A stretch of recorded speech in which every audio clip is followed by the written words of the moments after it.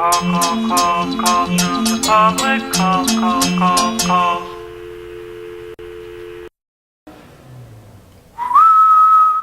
It's me, Mario! Hello everyone, welcome to another fun-filled episode of What's Cool and What's Not Cool. I'm your game expert, Cullen, better known as Big C-Man. We're gonna have fun. Let's rock. In the old days, we all remembered a lot of movies that were also based on video games. Sometimes a lot of those technically aren't that good, but there could be ones that are pretty damn amazing and they also do not suck. When you play like games that are movies, it can be very entertaining. Today's episode is about movie games. The rule is I'm going to discuss movies that were based off video games. I won't do ones that were pretty horrible sometimes, but I'll do my best for this little bit that I'm doing. So, let's have a big word of action for movie games.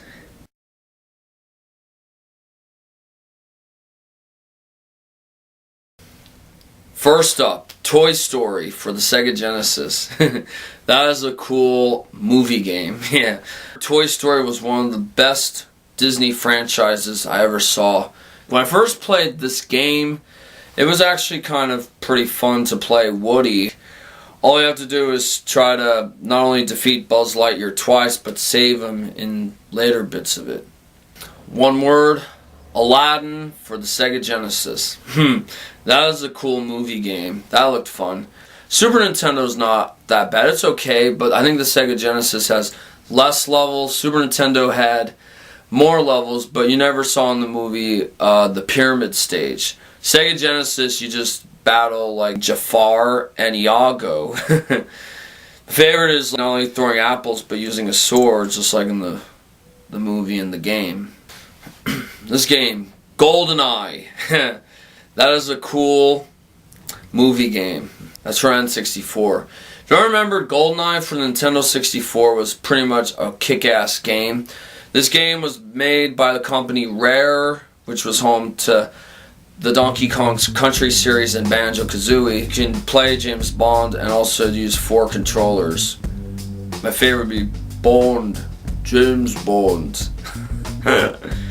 This one's a pretty good game. The Terminator for the Sega CD. Yeah, that is a cool movie game. Don't remember, The Terminator was a kick-ass movie. Everybody thought it was awesome.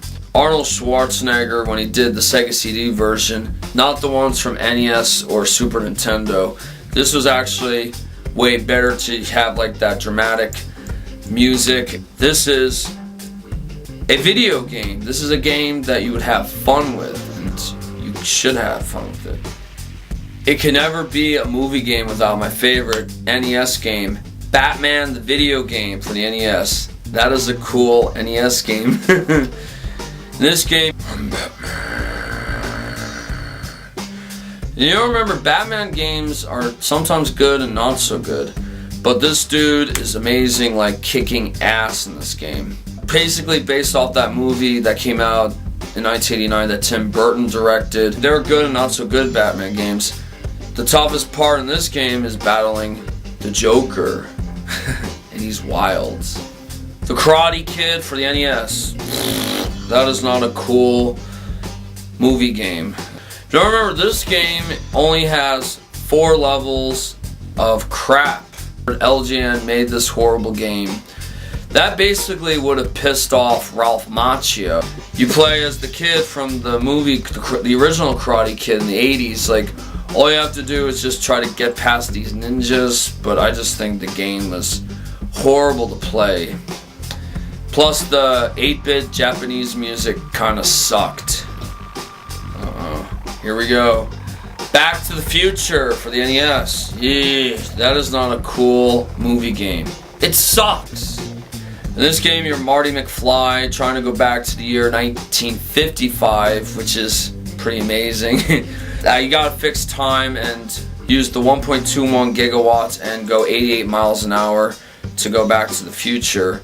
Yeah, this game sucks because you have to collect clocks, which is boring.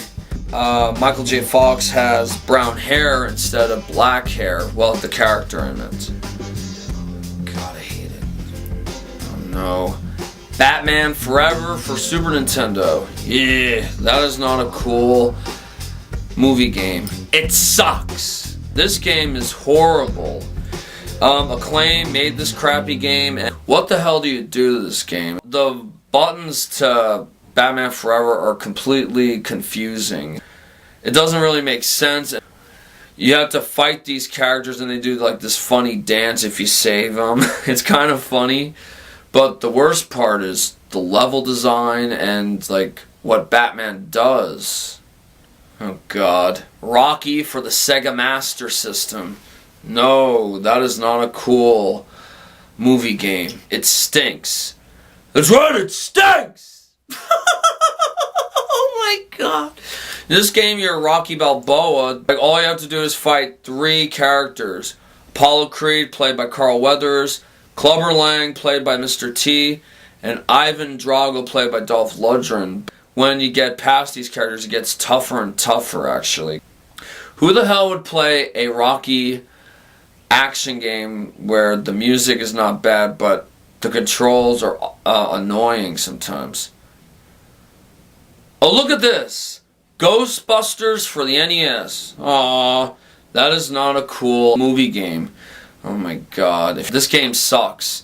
If you don't remember, if you click the start button, you hear the line, Ghostbusters! And the worst part in the game, you hear the theme song playing to the whole game. You hear the